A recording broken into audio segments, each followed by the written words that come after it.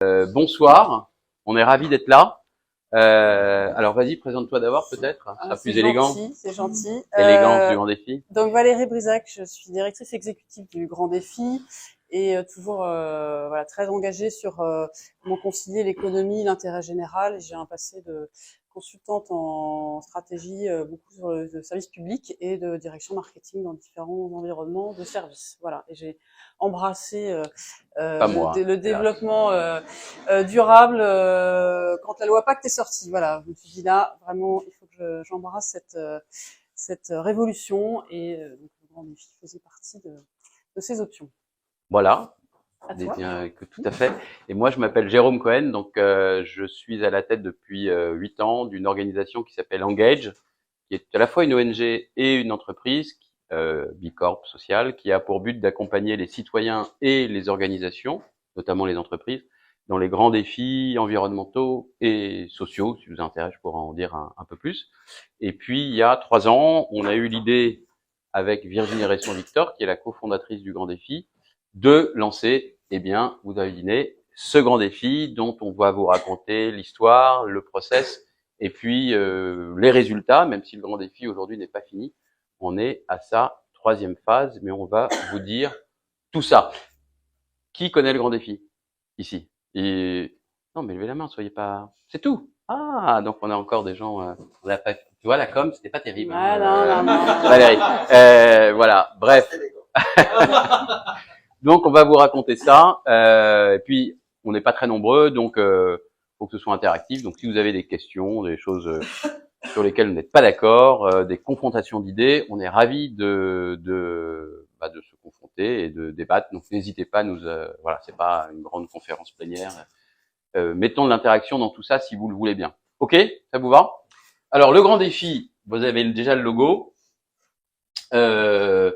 Je vais vous raconter au départ ce qui est à la source du grand défi.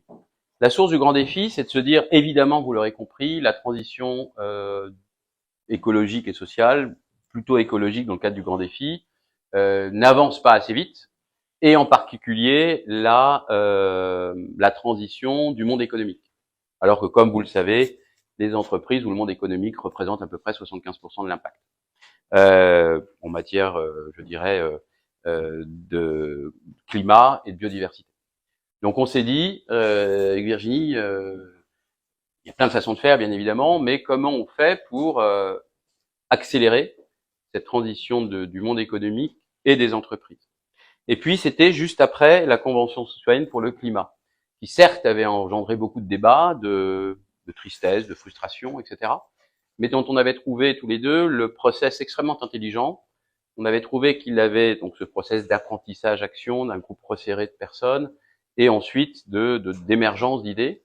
On avait trouvé que, quel que soit le résultat, et vous savez, le débat sur l'acceptation sans filtre, avec filtre du président, etc., ça avait beaucoup fait parler de la transition, ça avait beaucoup fait évoluer la réflexion sur les process démocratiques, et on se dit, s'il y a peut-être quelque chose, un constat à faire, c'est que ça va pas assez vite. Deuxièmement, c'est que pour que ça aille plus vite, il faut que le monde économique s'empare de cette question de la démocratie, en fait, de la participation, et que pour qu'on ait une chance aussi que cette transition accélère, il faut que finalement ce soit une appropriation du monde économique lui-même, et que les entreprises s'approprient cette thématique et fassent émerger d'elles-mêmes des propositions pour faire avancer l'économie, que ce soit pas quelque chose qui vienne de l'extérieur et qui leur soit imposé. Bref, vous l'aurez compris, on s'est inspiré de la Convention citoyenne pour le climat. Alors évidemment, en se disant, on peut pas faire la même chose et un copier-coller. Mais on a repris quelques grands principes dont Valérie vous parlera, qui sont notamment le tirage au sort. Donc on a tiré au sort 100 entreprises, elle vous racontera dans un grand panel, ça a été beaucoup de nuits blanches. On a réinventé finalement un processus démocratique, mais à l'échelle du monde économique, à l'échelle de l'entreprise. Et puis on avait une des grandes dimensions, je ne sais pas si je vais le faire dans l'ordre, peu importe, qui était la question de la légitimité et du portage de cette initiative qui au départ émanait de citoyens lambda qui avaient envie de... Pas tout à fait lambda. Non, tu as raison Valérie, tu faillottes, de s'emparer de ce sujet-là. Et donc, on a constitué un écosystème progressif d'une cinquantaine de partenaires dans lequel il y avait aussi bien des acteurs de la transition écologique, on va dire. Je sais plus si des enjeux et des hommes y sont, des partenaires, je sais plus. Non. Enfin, non, mais enfin, ils auraient pu l'être, voilà. Voilà, exactement. Des réseaux d'entreprises, parce qu'en fait, on voulait toucher un maximum d'entreprises dès le début, puis on se disait, le but de tout ça, c'est de faire émerger des propositions, certes, mais c'est que derrière ces propositions soient portées. Donc, plus on est nombreux, plus ces propositions pourront être portées, défendues et mises en œuvre derrière. On avait des acteurs, des ONG de la transition écologique, comme la Fondation pour la Nature et l'Homme, comme le WWF, etc. On avait des territoires, on vous racontera le process qui ont été très au cœur et associés, on s'est déplacé un peu partout en France. On avait des associations d'étudiants ou de jeunes salariés, comme le Réveil écologique, etc., etc. Donc pour nous, c'était fondamental que finalement ce process soit à la fois écosystémique et démocratique dans son fonctionnement, à travers le tirage au sort, à travers le fait de faire travailler ensemble 100 personnes d'entreprise, mais aussi dans l'écosystème qu'il constituait. J'ai à peu près tout dit. Ouais, je peux me faire bon, engueuler, ça va? Ok. Et donc le voilà. J'étais trop vite. Voilà l'écosystème. Et on vous racontera. Du coup, il y a aussi évidemment les 100 délégués. On a créé un comité éthique et scientifique pour justement avoir aussi à la fois cette légitimité qui étaient les garants du process, parce que tout a été véritablement mené dans un process extrêmement on va dire précis en termes de tirage au sort, en termes de respect du choix des intervenants, etc. Pour que derrière on ne nous accuse pas d'être quelque part des Khmers verts de la transition écologique, mais qu'on fasse les choses dans une pluralité de visions. C'est-à-dire que, pour m'expliquer, même si Virginie, Valérie et moi-même ne sont pas, par exemple, des techno-push absolus, quand on traitait la question de l'impact ou de l'approche technologique dans la transition écologique, on n'allait pas faire intervenir que Philippe Biwix, qui est sur la question des low-tech, pardon, mais aussi, pourquoi pas, des gens qui défendent une approche technologique, et c'était aux délégués eux-mêmes, on les tirait au sort, de se faire leur opinion sur cette question. Donc tout ça, c'était aussi garanti par le comité éthique et scientifique. On avait aussi donc des marraines. C'est à moi de parler. Bah oui, vas-y, tu le dis pas. Donc des entreprises qui ont financé en fait la démarche, qui ne faisaient pas partie des délégués, encore une fois pour des raisons éthiques. Celui qui paye, c'est pas celui qui va donner des idées. Et on avait des petites entreprises comme des grandes, comme la SNCF, Enedis ou Bouygues, qui nous ont vraiment soutenus.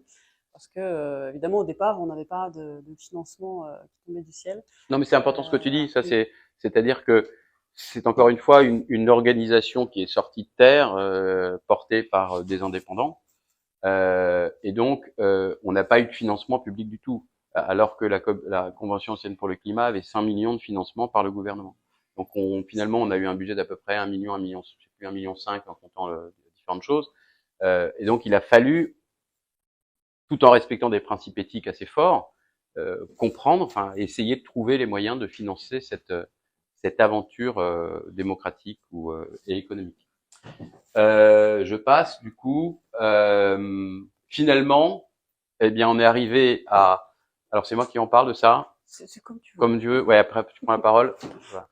On avait extrêmement répété. Et donc, on a tiré au sort du coup 100 représentants d'entreprises donc on a tiré au sort d'abord des entreprises.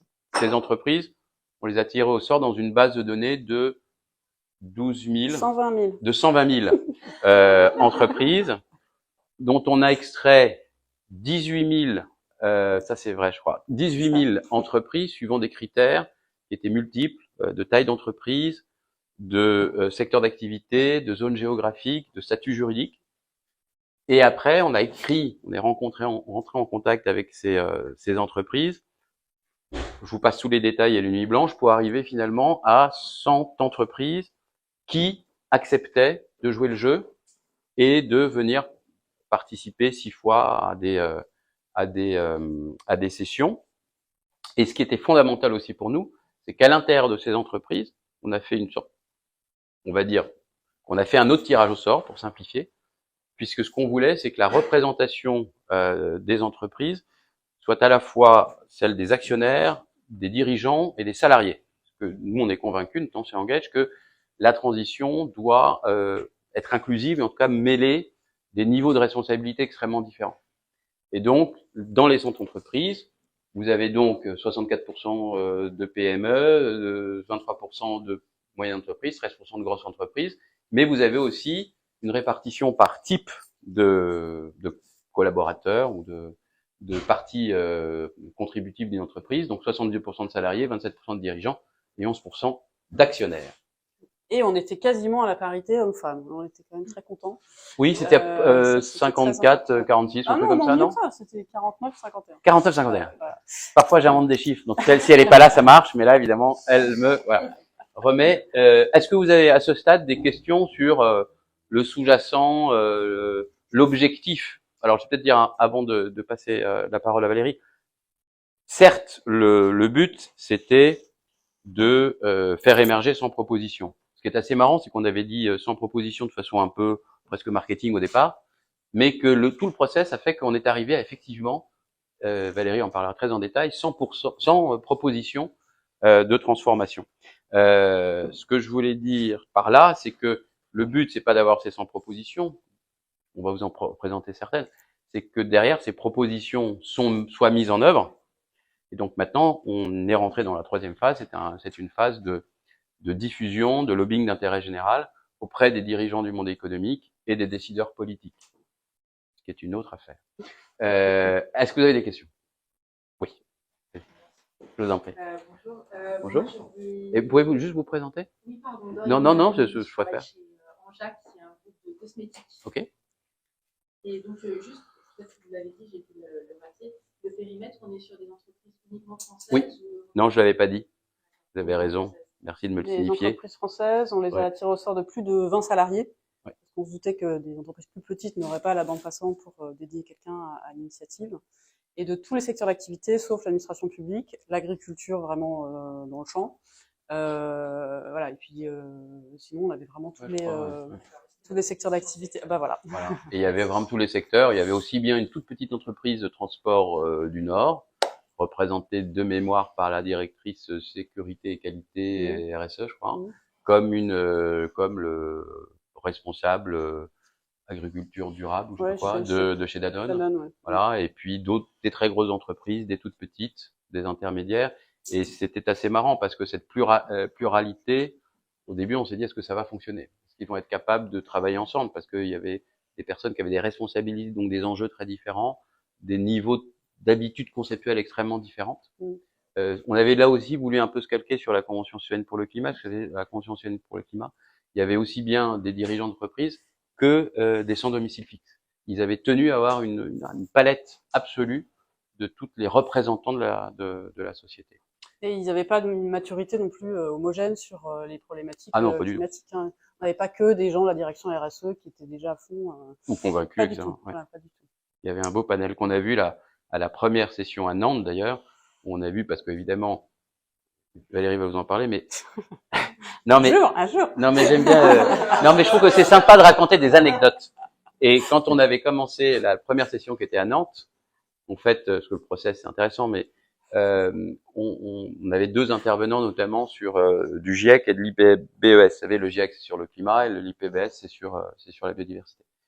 Et après les deux intervenants, et d'ailleurs c'était encore pire avec Heidi Seves, il y a vraiment des gens qui dans la salle ne savaient pas tout ça, ne savaient pas ce qui se passait notamment sur la biodiversité. Bon, plein de cadres où les gens savent pas, mais et donc il y avait des gens en larmes, etc., ramasser à la petite cuillère, à remotiver, etc. Donc là, on a pu voir. D'ailleurs, après, ils sont un peu entraînés entre eux pour partager de la connaissance, pour se pas motiver, mais pour se partager leur anxiété aussi. Et du coup, on a pu vraiment constater de façon très physique ou sensible la différence de connaissances sur ces enjeux. C'est à toi désormais. C'est moi qui vais te le faire. Voilà. Sur le bouton. Voilà.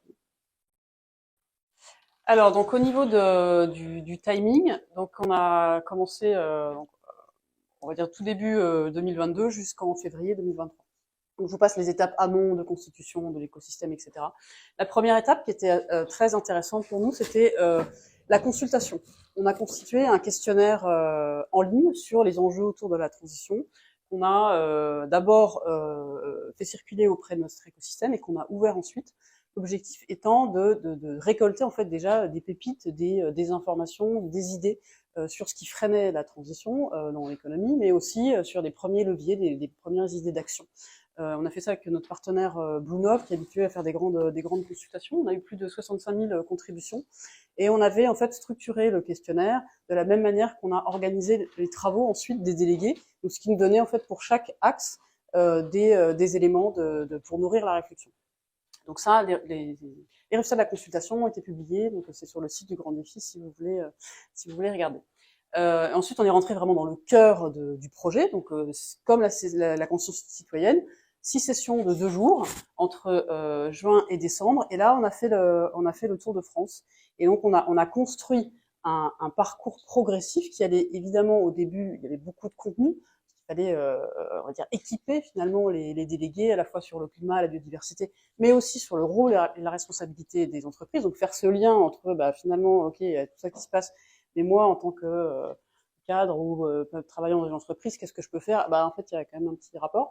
Donc on avait construit, donc là évidemment tout le réseau de Virginie et de Jérôme a été activé pour apporter ce parcours qui était vraiment très riche, avec évidemment des fresques du climat, de la biodiversité, et donc on a commencé dès le départ à faire des ateliers, puisque dans le cœur de la délibération, il y a toutes ces techniques d'intelligence collective, le cœur de ce que fait Engage, qui ont permis de créer ce collectif, mais aussi petit à petit d'apporter cette réflexion collective où chacun était acteur du résultat. Et petit à petit, donc on est passé dans la production d'idées. Et ce qui était très intéressant, c'est que entre la première et la deuxième session et la troisième, qui a eu lieu après l'été, on a senti qu'il y a eu vraiment un changement de comportement. Il y a eu l'été caniculaire, les incendies, ils avaient tous eu leurs conférences qui allaient bien, et donc on a retrouvé les 100 délégués en septembre avec une forme de gravité, de sens de responsabilité qui n'avait vraiment rien à voir avec avant, même si évidemment ils étaient investis, etc. Mais là, on avait vraiment changé de dimension, et on a vraiment commencé à les faire travailler sur le fond, sur les premières idées, etc. Ils avaient eu les résultats de la consultation, et on est passé donc dans ce mode plutôt sur le contenu, où ils devenaient acteurs de la solution, de ce qu'on allait proposer à la fin. Donc là, on est passé après que des sessions de travail, et un pic, ça a été celle de Caen. On était vraiment en mode un peu commando pendant 2 jours, et ils ont produit 300 propositions. Donc on les faisait travailler sur des briques du business model de l'entreprise, donc la production, la logistique, le marketing, la finance, la comptabilité, etc. Donc ils avaient chacun un peu leur maison, où ils ont vraiment essayé de travailler sur la base de tout ce qu'on leur avait donné dans la boîte à outils, sur des propositions pour accélérer la transition. Donc la difficulté, c'était de penser un cran supérieur à ce qui existe déjà, évidemment, au niveau de la réglementation, des labels, etc., de pas redire des choses qui étaient existantes, mais d'aller vraiment un cran plus loin. Et donc à Caen, c'était un moment très fort, hein, puisque à la fin de la session, on avait une grande fresque comme ça, on était au Mot, à Caen, c'était un lieu vraiment magnifique de conférence, où ils ont collé toutes leurs fiches, et donc un résultat vraiment waouh, qu'on a ensuite retravaillé, itéré.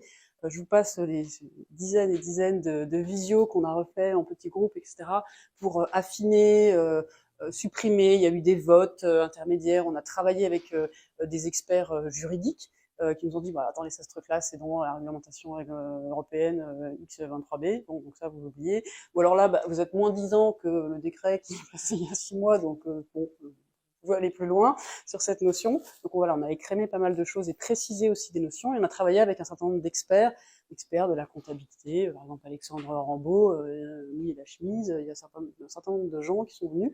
Et ce qui était très sympa, alors c'est ce qu'on va après, mais c'est pas grave, c'était qu'on a fait le tour de France. Donc à chaque fois, on était accueillis en fait dans des régions différentes, où on a essayé de vibrer en fait avec les écosystèmes et les énergies locales. Donc par exemple à Grenoble, on a été hyper bien accueillis par la métropole qui a fait une convention citoyenne localement. Donc, il y avait des écosystèmes, des entreprises qui étaient hyper innovantes. Donc à chaque fois, on laissait aussi la parole dans la partie plus séminaire à des initiatives locales qui étaient souvent hyper avancées. À Nantes notamment, je ne sais pas si vous êtes familier de cet écosystème, il y a énormément d'acteurs qui travaillent ensemble, qui sont déjà en coalition. Enfin, c'était assez puissant. Et donc, on a aussi été soutenus par ces collectivités territoriales, avec à chaque fois, on essayait d'avoir un représentant de la puissance invitante, un politique, qui venait appuyer l'initiative. Et c'était d'autant plus important que nos délégués venaient de toute la France.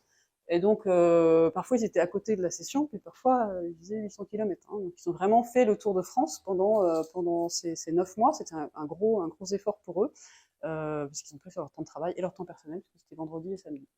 Voilà. Et donc, aujourd'hui, on est dans la 3e partie, donc la diffusion. Donc, pour révéler, en fait, ces 100 propositions. Voilà. Est-ce que là, avant qu'on rentre dans le détail en fait des propositions, est-ce que sur ce processus, vous avez un peu des questions? Des précisions, des affirmations, des colères. De travailler pour l'intérêt général. Exactement. Et non pas pour leur entreprise. Non. Oui, non, ça c'est un point très important. Oui, qu'on n'a pas mis en avant, par exemple. Oui, c'était le pitch au départ. C'était vous allez vivre une aventure collective. Vous allez être un peu comme entre guillemets un député du Parlement des entreprises entre guillemets, et vous allez réfléchir à des propositions pour l'intérêt général, pour l'économie, pour les autres entreprises. Mais évidemment, chemin faisant, vous allez apprendre des choses. Et évidemment, ça va faire progresser votre entreprise. Mais on leur demandait pas de travailler eux-mêmes sur leur propre transformation. Voilà, ça c'est clair. J'imagine qu'il y a eu des rétroactions. Bien sûr. Il y en a eu plein. Puis il y a une personne, je ne citerai pas l'entreprise dans laquelle elle travaille, mais qui est arrivée vraiment une jeune ingénieure, vraiment dans l'éco-anxiété totale, complètement en dissonance dans sa grosse entreprise, et qui était vraiment pas bien du tout au tout début de l'initiative. Et puis elle a appris plein de choses, elle s'est fait remarquer, et maintenant elle a même eu un article dans le journal. Enfin, c'est vraiment une énorme entreprise. Elle fait partie du board RSE, et elle parlait au PDG de son entreprise, quoi.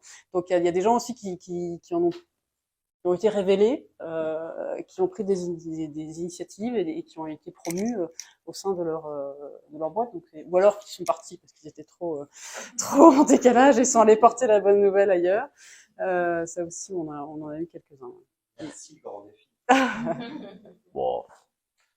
Autre question, ouais. Je sais pas si vous en parlez après, mais comment ces 100 propositions sont diffusées maintenant Alors, on allait en parler après, mais on peut en parler maintenant.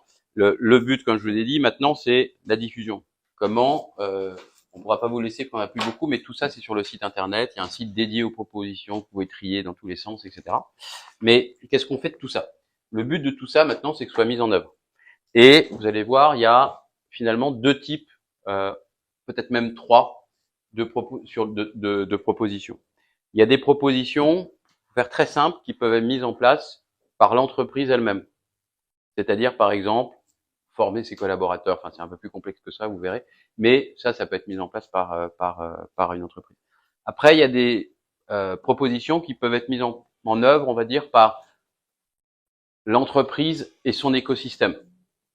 Et puis après, il y a une troisième type de propositions qui ont besoin, soit en termes d'incitation ou de législation, j'allais dire punitive, mais plutôt comment dire, incitative.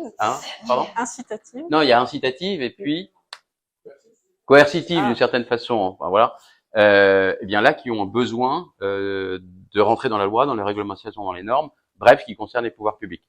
Et il y a un équilibre à peu près 30-30 en termes de pourcentage. Donc maintenant, notre travail, c'est ce qu'on fait d'ailleurs un peu ce soir, c'est de porter ces propositions auprès des décideurs économiques, dans les réseaux d'entreprises, dans les entreprises elles-mêmes, de mettre en place éventuellement des ateliers pour que on accompagne des entreprises qui réfléchissent, et vous allez voir comment elles sont organisées, à mettre en œuvre à la fois cette vision très systémique des propositions, puisqu'elles touchent vraiment tout le cycle de vie de l'entreprise. Et puis, il y a un autre travail que l'on fait, c'est d'aller voir les décideurs politiques pour que ces propositions soient reprises par par le gouvernement. Donc, on va voir des ministres, leurs cabinets, etc. Et là, c'est un autre travail qui commence, vraiment qui est très différent, qui est comment on s'empare de ces propositions, comment on les met en œuvre dans une perspective légistique. Donc, on les écrit. Donc on va les trier, on a commencé à le faire, donc on arrive à savoir sur les 3-4 qu'on veut vraiment appuyer au niveau politique. Et puis après, commence le travail de lobbying d'intérêt général, qui est vraiment un travail très particulier, qui n'a rien à voir avec le précédent. Mais vous êtes qui? Je ne sais pas qui vous êtes. Je ne sais pas qui vous êtes. Oui. Souvent, lorsque les entreprises entament une transition, elles essaient de se raccrocher à des référentiels, comme les OBD, les OBC, etc. Est-ce qu'à terme, les sans-propositions, parce que là j'entends qu'il y a du lobbying auprès des entreprises notamment, est-ce qu'à terme vous espérez que ces propositions deviennent un référentiel ou s'intègrent à des référentiels déjà existants C'est une très bonne question et j'y répondrai, si tu le veux bien Valérie, avec le premier slide qu'on voulait vous montrer. En fait, on est arrivé à ce machin-là. Ce machin-là, c'est quoi? C'est que c'est la présentation. Donc ici, normalement, si on ne s'est pas trop trompé, non, elles ne sont peut-être pas toutes. Mais en fait, il y a toutes les propositions qu'on a classées. Et en fait, tout le travail aussi, ça a été de voir sur quelle partie pas le cycle de vie, mais enfin sur de toute le cycle de, pardon? Ouais, la chaîne de valeur, voilà, de l'entreprise, on voulait travailler. Et donc, il y a des propositions qui concernent la production et l'outil de production. Ensuite, la logistique, le conditionnement, la distribution, la communication, la comptabilité, la rémunération, la gouvernance, l'engagement et le financement. Alors, on aurait pu le mettre dans l'autre sens, peu importe. C'est d'avoir une certaine forme d'unité. Et donc, là, vous avez toutes les mesures, toutes les propositions que l'entreprise et son écosystème peut mettre en place toute seule. Et ici, vous avez toutes les propositions qui peuvent être mises en place, enfin, qui concernent les pouvoirs publics et qui demandent le soutien des pouvoirs publics. Et donc, on a créé finalement un écosystème de propositions, un écosystème, un chemin de transformation de l'entreprise. Et aujourd'hui, quand on interagit avec les entreprises, eh bien c'est sûr qu'on se sert en fait de ces propositions, alors qu'ils sont pas exhaustives. C'est ça le sujet. Ouais. On aurait, sinon, on pourrait avoir 1000 propositions, 1000 choses à faire dans une entreprise sur la transition. Donc c'est celles qui, selon la subjectivité des 100 délégués à un moment donné, nous semblaient adaptées pour aujourd'hui accélérer la transition. Donc évidemment, c'est assez, enfin comment dire, c'est conjoncturel et subjectif. Même si aujourd'hui, on a choisi des propositions, vous le verrez dans ce qu'on va vous montrer. Il y avait 2 critères majeurs, qui étaient 1, leur niveau d'impact, et 2, leur capacité à être mise en œuvre. C'est-à-dire que par exemple, j'ai dévoilé un petit truc, tu m'en verras pas Valérie. Sur la TVA, par exemple, on s'est posé la question de savoir si on gardait la proposition sur la TVA indexée sur la performance environnementale des entreprises ou des produits. Parce que pour l'indexer, ça veut dire que, par exemple, si vous avez un bon score environnemental, même si le score environnemental n'existe pas véritablement en 20 surtout, eh bien, par exemple, vous passez de 20 à 10,5 ou vous avez un taux de TVA intermédiaire. Ça nécessite normalement l'accord de l'Europe. Ça ne peut pas se faire au niveau français. Même s'il y a des exceptions, notamment en Italie et en Espagne, il y en a eu. Donc on s'est dit, on la garde, parce que l'impact potentiel peut être très fort, avec, sur l'autre critère de mise en œuvre, mon Dieu que ça va être difficile en fait. Donc c'était à chaque fois un arbitrage, c'est aussi pour ça qu'on est passé des 300 aux 100, ce qu'a expliqué Valérie. Et là, notre juriste nous a dit, c'est très dur, mais il y a des discussions quand même aujourd'hui, et là, il y a beaucoup de discussions sur ces sujets-là aujourd'hui entre le ministre de l'Industrie et le ministre de l'Économie. C'est quand même, il y a une possibilité que ça se fasse, donc on peut la garder. Voilà. Donc à chaque fois, c'était un arbitrage. Donc évidemment, on crée un écosystème qui n'est pas exhaustif, mais qui représente un chemin de transformation dans lequel une entreprise doit s'engager. Est-ce que j'ai répondu à votre question? Oui. Et je compléterai en disant que il y a effectivement les propositions qui concernent l'entreprise, qui sont à la main de l'entreprise pour accélérer et changer les choses. Mais quand par exemple, il y a une proposition qui concerne les pouvoirs publics, par exemple sur l'allègement des emballages, en creux, ça veut dire que l'entreprise, elle doit réduire ses emballages, même si c'est une proposition qui concerne. Donc, en fait, ça donne aussi une image de l'entreprise idéale, entre guillemets, et vertueuse, qui est en creux, en fait. Voilà, donc, en fait, chaque proposition, même si elle ne concerne pas l'entreprise, peut être traduite comme une bonne pratique, finalement, à mettre en place. Voilà. Alors, ça, c'était à toi je crois, de présenter. Oui, Et alors, ce qui est marrant, c'est qu'elle n'est pas mise en avant. Non, parce qu'en fait, on l'a pas mis sur tout. Ah oui, on l'a pas mis sur tout. Alors, on va aller rapidement sur les familles, et puis on a peut-être un peu plus sur certaines. Et ce que je veux juste dire avant, c'est que pour chaque proposition, en fait, on a fait une fiche comme ça. Alors ça a l'air de rien, mais ça, je peux vous dire que pour chaque fiche, c'est des dizaines d'heures de travail pour arriver à trouver les bons mots, à trouver le cadre juridique, savoir si ce mot, en fait, il renvoie pas, ou si une action n'a pas un effet caché, par exemple, une action qui concerne le climat. Ah oui, mais si on fait ça sur la biodiversité, ça va être une catastrophe. Donc, tout était retravaillé 100 000 fois, et il fallait que chaque proposition ait l'accord globalement d'abord du groupe qui travaillait sur, par exemple là, sur la gouvernance, et ensuite de tous les autres. Et après, on pouvait soumettre au vote. Et donc, d'abord, vous avez le nom de la proposition, voilà, tout simplement. Donc là, par exemple, c'est définition de la raison d'être intégrante des objectifs environnementaux et sociaux. À quoi elle devait servir? Elle devait servir à inciter les entreprises à donner une raison d'être associée à des objectifs.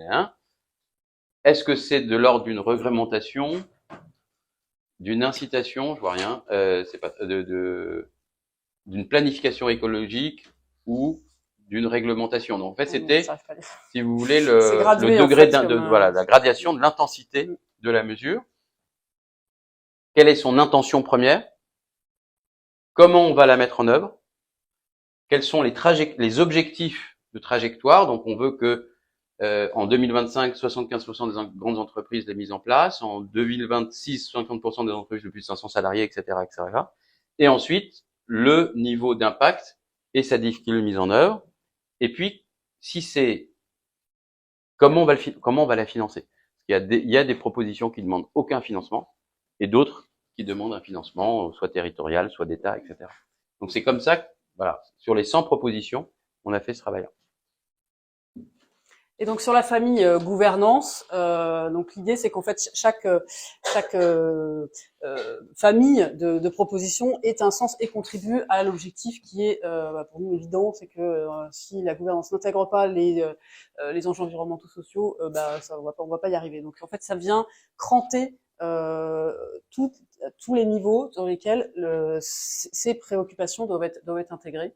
Par exemple la nomination d'un administrateur indépendant spécialiste des questions environnementales. S'il y a personne au CA qui est habité par cette cause-là et qui est formé, on risque pas d'avoir cet angle-là dans les discussions au CA.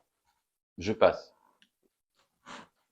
L'engagement. Donc là, c'est le cran au-dessus. Une fois que la gouvernance elle est bien structurée, comment on embarque et comment on fait en sorte que le corps social de l'entreprise ait compris la stratégie, l'applique et ait envie de créer cette dynamique. Et donc juste, là, je fais peut-être un focus sur les administrateurs. Il y a une proposition qui est aussi intéressante, qui est de faire une formation obligatoire et certifiante des administrateurs d'entreprise. Donc ça veut dire quoi? Ça veut dire qu'on n'a pas le droit, si cette mesure est appliquée, d'être administrateur d'entreprise. Donc là, on va rentrer en discussion avec l'IFA pour ça. Si on n'est pas formé pendant au moins 20 heures au sujet de climat, biodiversité, enfin de transition écologique.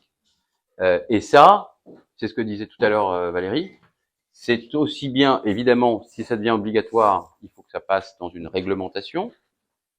Mais ça n'empêche pas que quand on va voir les entreprises aujourd'hui, c'est des choses qu'elles peuvent mettre en place dès aujourd'hui, sans attendre, évidemment, que ce soit une obligation. On peut aussi avoir, ne rêvons pas, une forme d'éthique d'action, pas interdit.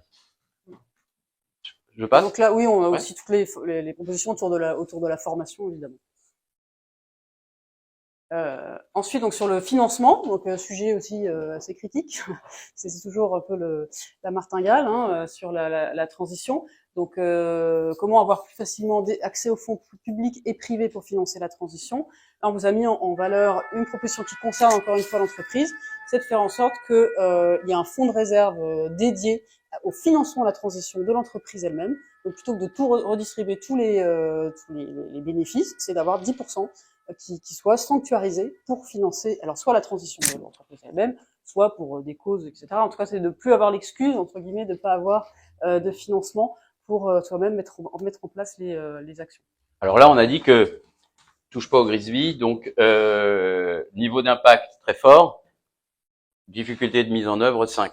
Parce que là, ça touche évidemment à la distribution des dividendes, etc. Donc, c'est là voilà. que le bas peut blesser. Voilà. Donc, c'est comme, enfin, après, on l'a fait, on avait des critères, enfin, on n'est pas arrivé simplement comme ça, mais voilà, ça voulait dire ça, en fait, tout simplement. Et typiquement, là, quand on parlait d'alignement entre les délégués, cette proposition, au départ, était une obligation. Et puis, en discutant, on s'est dit, bon, on va plutôt faire une recommandation parce que ça peut être vraiment l'irritant très fort comme proposition, c'est compliqué de l'imposer. Parce que là, on touche vraiment au nerf du capitalisme, quand même. Et puis, dans les délégués, il y avait des actionnaires, des investisseurs. Donc, eux étaient un petit peu plus... Il y avait des décisions, on va dire, franches. Jamais tendues, mais franches. Vraiment, ils se rentraient pas dedans, mais il y avait de l'argumentation.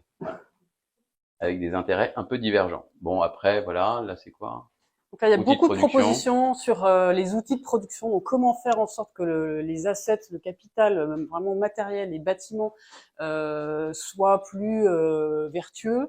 Il y a aussi pas mal de choses sur les planifications territoriales, parce que évidemment, il y a une forme d'incarnation physique des entreprises. Donc, comment on fait en sorte que dans son écosystème territorial, il y a des choses qui se passent et qui soient plus vertueuses. Alors, la suite des outils de production, c'est pour le coup la production.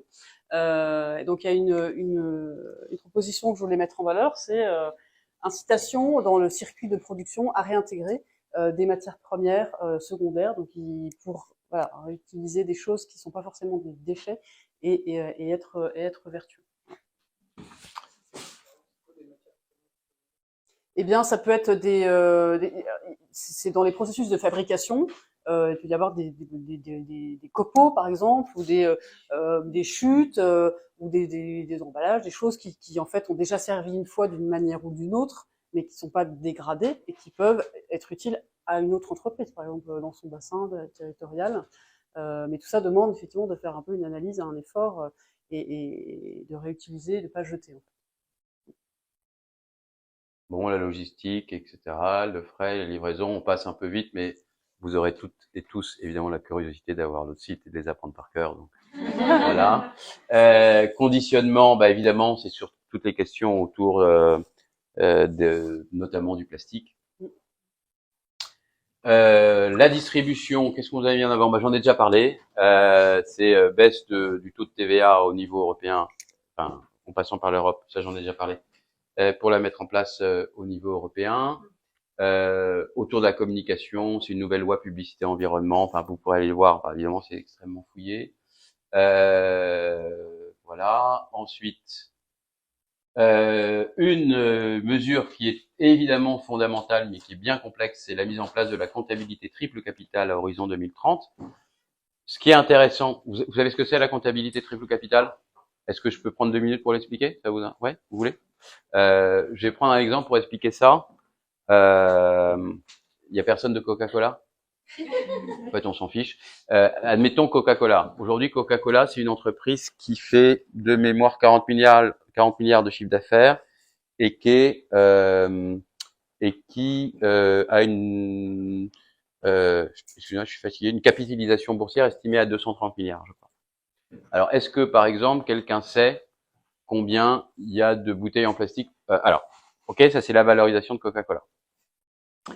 Et après, est-ce que, évidemment, Coca-Cola, dans sa production, a un impact environnemental? Je pense qu'on est tous d'accord avec ça. Est-ce que quelqu'un sait, par exemple, combien il y a de bouteilles en plastique qui sont produites par an? Au total. Et après, on travaillera sur le groupe Coca-Cola. Vous avez une idée? Comme ça. Je sais pas, dites. On est 8 milliards d'habitants, voilà, sur la planète, à peu près. Bon, voilà. Allez. Non, mais comme ça, on s'en fiche de se tromper. Trilliard. Ah, vous y allez fort, là, quand même. 100 milliards. Allez, on va le dire 470 milliards. C'est déjà pas mal, quand même, hein. Dont à peu près 25% sont recyclés à l'échelle du monde. Et dedans, le groupe Coca-Cola, le groupe, hein, donc c'est aussi toutes les Fanta, les machins, etc., produit à peu près 25% de ces 470 milliards. Est-ce que vous savez, tiens, on va faire que des quiz, hein, c'est plus participatif. Est-ce que vous savez, pour produire une bouteille de Coca-Cola comme ça de 50 centilitres, non, ça, j'en sais rien. À votre avis, il faut combien d'eau, de litres d'eau, de toute la chaîne, hein, de production? 20 à ma droite, 10 à ma gauche, 30, on se rapproche, on brûle, 35,8 litres. Et ces chiffres n'ont pas été contredits par Coca-Cola, donc ont été acceptés. Donc ça veut dire que pour chaque bouteille, pour 1 litre, vous avez 35,8 litres. Après, bien sûr, sur le groupe Coca-Cola, vous avez, par exemple, est-ce que vous savez le coût, il me semble que je vais pas me tromper de tête, le coût de le coût de l'obésité, c'est ça, aux États-Unis, par an. Oh. J'ai appris ça. Je crois que j'ai le bon chiffre en tête. Bon, bref, 2000 milliards. À votre avis, combien ça fait au niveau mondial et quelle est finalement la contribution, entre guillemets, négative du groupe Coca-Cola là-dedans, sachant que, par exemple, dans beaucoup de pays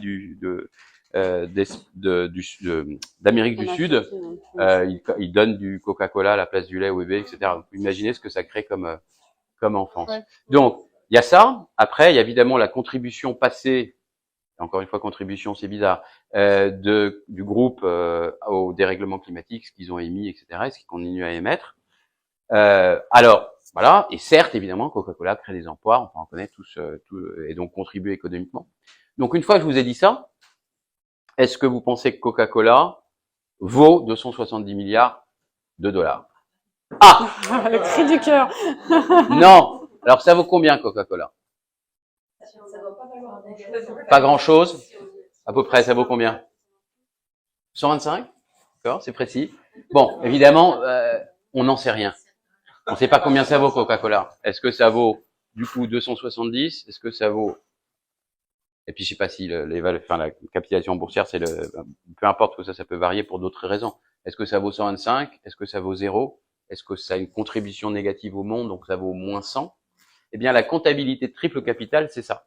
C'est comme pour le PIB, si vous voulez. C'est pas dire qu'on va mesurer simplement valoriser la contribution économique d'une entreprise, mais valoriser toutes ses externalités positives et négatives.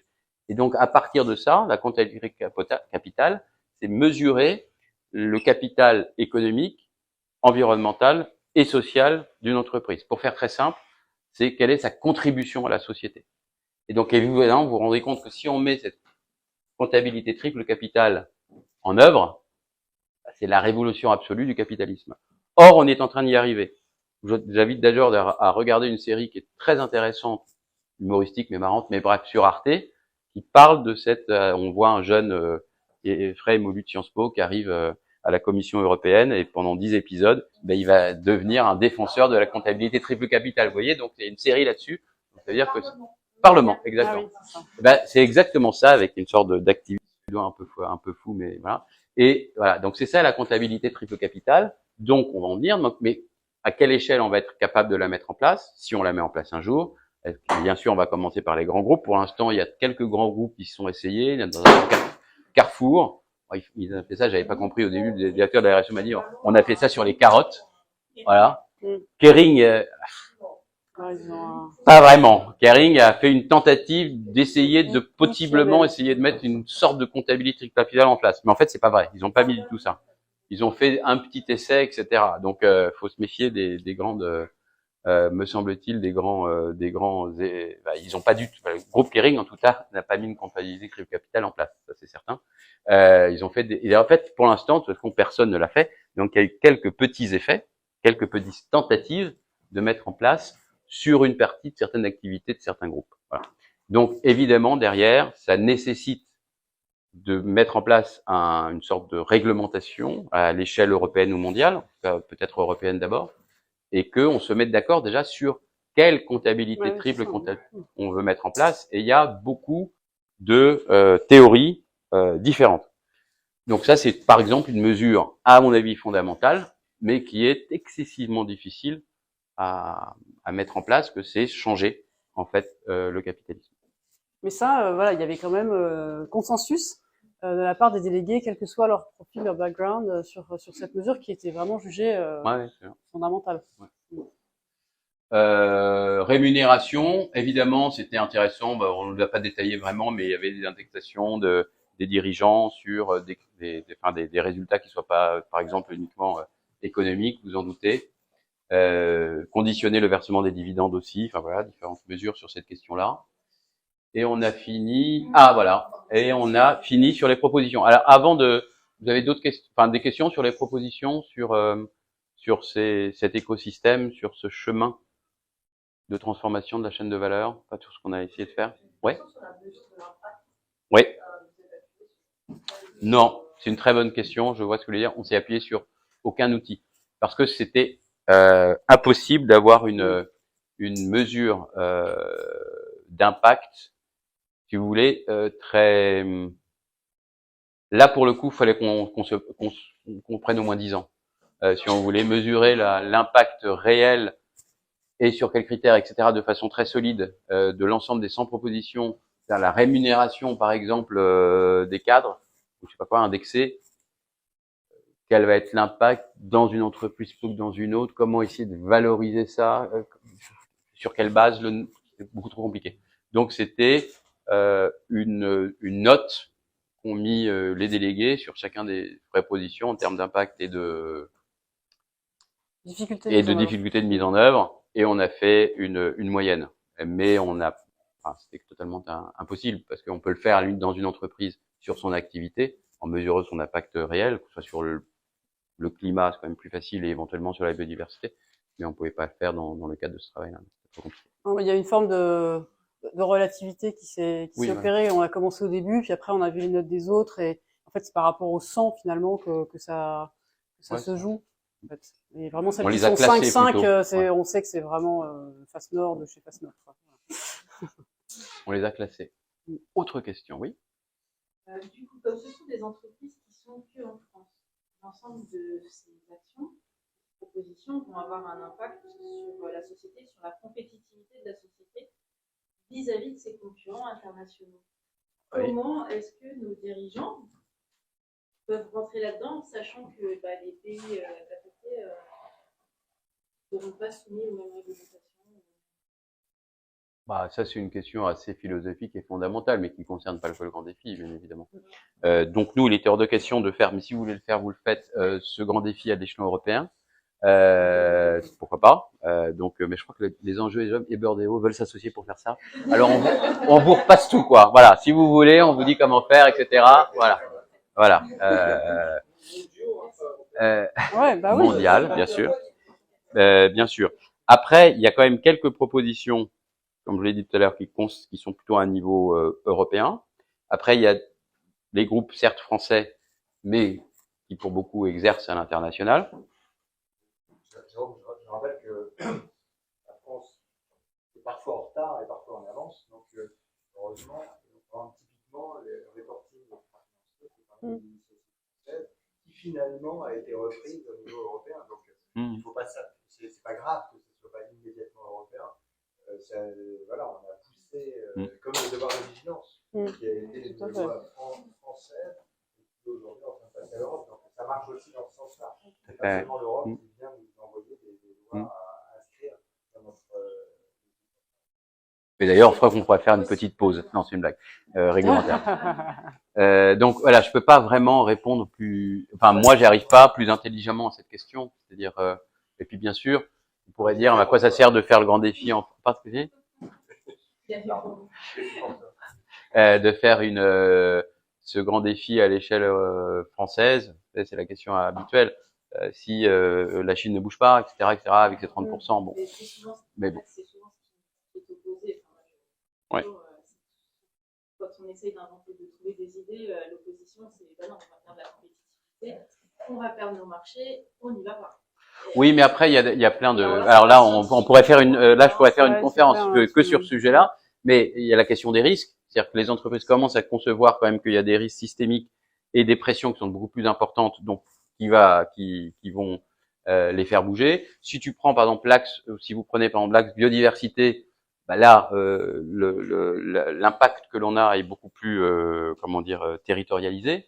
Donc, si on différencie climat et biodiversité, on n'a pas du tout les mêmes réponses.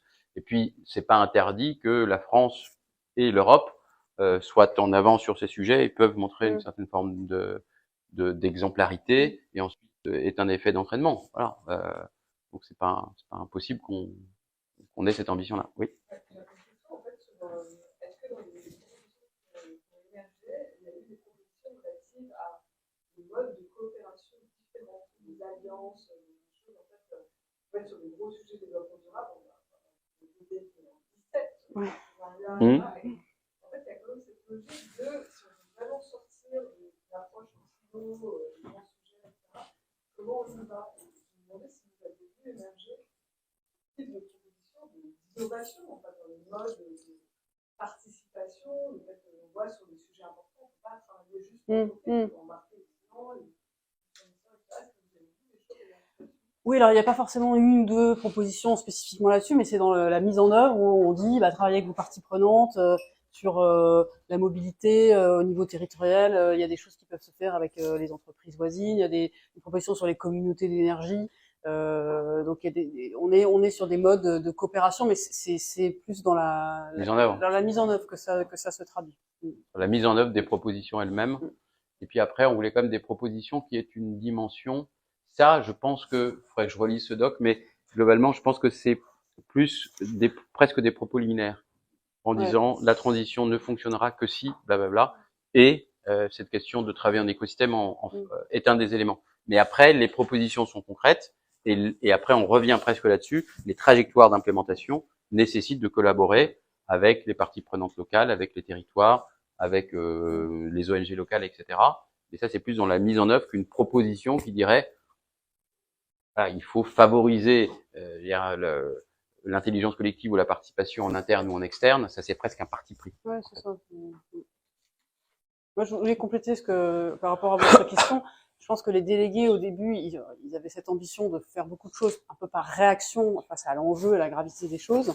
Mais ils ont quand même compris l'intérêt de se transformer. Ils ont très vite compris que l'entreprise qui se transforme, qui revoit ses produits, son mode de communication, son mode de gouvernance, etc., va être finalement avoir un avantage compétitif sur son marché. Donc après, c'est un pari, mais c'était pas que par réaction négative que ces propositions ont été faites, mais c'est aussi au profit de l'entreprise et pour assurer sa pérennité finalement. Donc c'est vachement important aussi à avoir en tête et donc pourquoi pas à l'étranger aussi tellement différenciant que ça va être un plus. Mais sous réserve qu'il y ait un cadre de protection.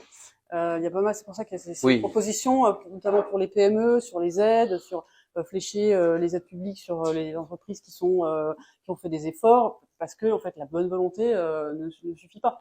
Donc c'est vraiment tout ce contexte qui doit être fait en même temps, parce que sinon effectivement ça peut être une vision d'être tout seul. Oui, c'est vrai que sur les pouvoirs publics, il y a beaucoup de mesures incitatives, de renforcement. Il y a en ce moment, par exemple, avec l'ADEME, une histoire de guichet unique d'aide, un peu comme pour les artistes, mais qui est vraiment totalement balbutiante. Donc là, il y a une proposition de guichet unique pour les PME, à la fois pour les informer et après pour leur distribuer des aides quand elles mettent en place une politique de transition, de transformation. Oui. Est-ce que ce travail a été aussi présenté à l'ensemble de ces entreprises déjà? Est-ce que c'est déjà présenté en fait à ces entreprises qui ont participé? Ah oui, ils l'ont fait. À quelles entreprises? Les délégués, ils l'ont fait. Ah oui, en interne, absolument. Pardon, j'avais pas compris. Ah oui. Et quel accompagnement ensuite? Est-ce que qu'il y a des feuilles de route, est-ce qu'il y a des engagements contrats? Comment vous voyez ensuite, au-delà de, on va dire aussi présenter, comment assurer aussi que ça transforme? Ouais. Bah là, il y a une double question. Oui. Non, non, mais enfin, c'est-à-dire que d'une part, les entreprises, la plupart, les délégués, où nous on l'a organisé, on fait des conférences un peu, enfin des temps, des ateliers de présentation de ces propositions. Et après, on a demandé d'ailleurs aux entreprises, parce que maintenant commence le plaidoyer, de savoir quelles propositions elles souhaitaient mettre en place, quelles propositions elles voulaient défendre dans cette histoire de plaidoyer, et quelles propositions elles voulaient, et j'ai oublié, soutenir, voilà, ouais. soutenir de façon, enfin, de s'engager à les soutenir. Donc ça, c'est la première réponse à votre question. Ensuite, la deuxième, c'est comment on accompagne ou comment on aide ou ces centres d'entreprise ou beaucoup plus largement ces propositions à être mises en place. Il se trouve que le grand défi a été monté, et ça c'était fondamental pour nous, comme une œuvre d'intérêt général. Donc c'est porté par la partie maintenant ONG d'Engage, et donc qui n'a pas le droit d'avoir des activités d'accompagnement d'entreprise. Donc on est en train de travailler avec Engage sur la façon de mettre en place une sorte de... Alors ce qu'on fait déjà historiquement depuis assez longtemps, c'est-à-dire d'accompagnement de la transformation des entreprises en reprenant à peu près ce fonctionnement. On l'a pas inventé évidemment, enfin on le savait déjà le faire, mais à petite échelle et dans une entreprise, ce qu'on appelle les défis. Et maintenant on va proposer aux entreprises de mettre en place des grands défis pour leur entreprise. Et alors avec plein de... comment dire, un peu de barrière éthique. Je suis pas super à l'aise avec ça, mais on est en train de réfléchir à la façon de le faire parce que là, c'est un accompagnement, en fait, d'entreprise qui ne peut pas se faire dans le cadre d'une organisation d'intérêt général.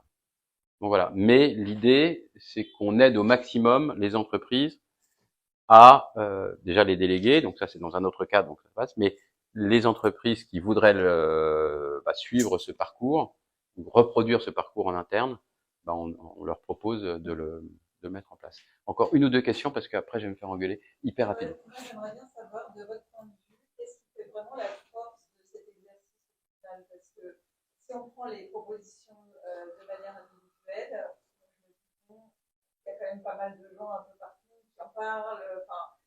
Individuellement, est-ce que ces propositions-là sont particulièrement pertinentes parce qu'elles viennent du terrain, de gens pragmatiques, qui ont eu quand même une formation, une connaissance hyper concentrée, hyper, ils ont fait ça hyper vite. Est-ce que malgré tout la pertinence des propositions individuelles, est-ce que vous avez vu des trucs complètement particulièrement pertinents, ou est-ce que c'est la force des 100 propositions ensemble qui permettent de vraiment prendre le système en pince? Ou encore, est-ce que c'est finalement le process et la force de l'argumentaire de dire que c'est collectif derrière? C'est quoi qui est la force du grand défi? On va vous engager comme directrice de la communication du grand défi, parce que en fait c'est un mélange des trois. Ouais, c'est les trois. Ouais. J'allais dire. Je pense que, et c'est comme pour la Convention citoyenne pour le climat, ça prouve que ça marche. On prend 100 personnes d'horizons différents, de secteurs blablabla différents. En 9 mois, on peut aboutir à quelque chose d'extrêmement pertinent. Et vous aurez, je pense, la curiosité d'aller voir, mais il y a quand même des propositions très originales, ou en tout cas qui vont beaucoup plus loin que ce qui parfois est discuté aujourd'hui dans les assemblées, etc., autour de ces questions-là. Et après, ce qui fait leur pertinence, c'est aussi de montrer que ce n'est que par une trajectoire systémique qu'on fait une transformation, et que ce qui est important aussi, c'est de voir, de comprendre l'interrelation entre ces propositions, et que c'est aussi parce qu'elles font système qu'elles sont intéressantes.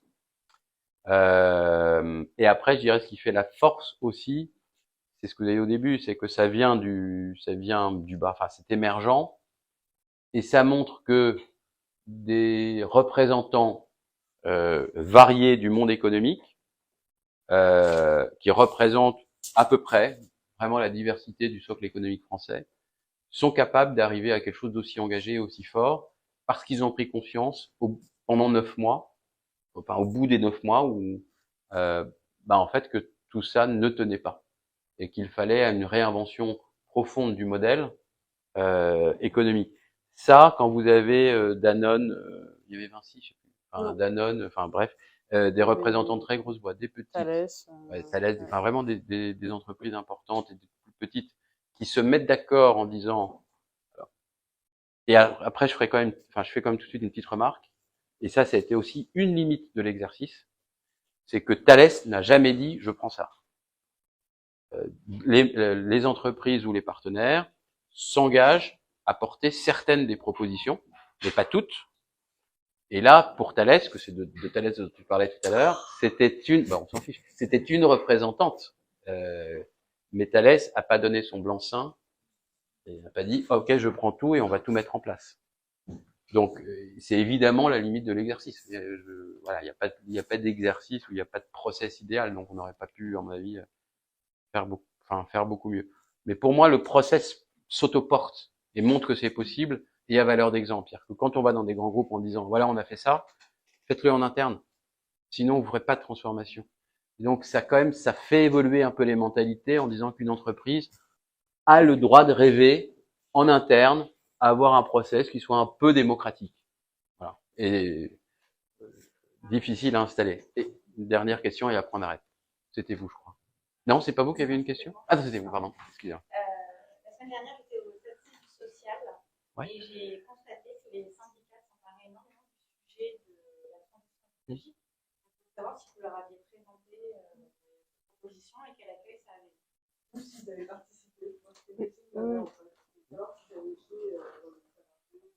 On avait la CFDT comme partenaire du Grand Défi qui est venu, et on avait une session à Grenoble où il y a pas mal de partenaires qui sont venus présenter eux-mêmes leurs propres propositions qui ont du coup servi à alimenter les réflexions. Et donc, voilà, on était tout à fait en cohérence avec eux et ils ont participé à la consultation. Enfin, voilà.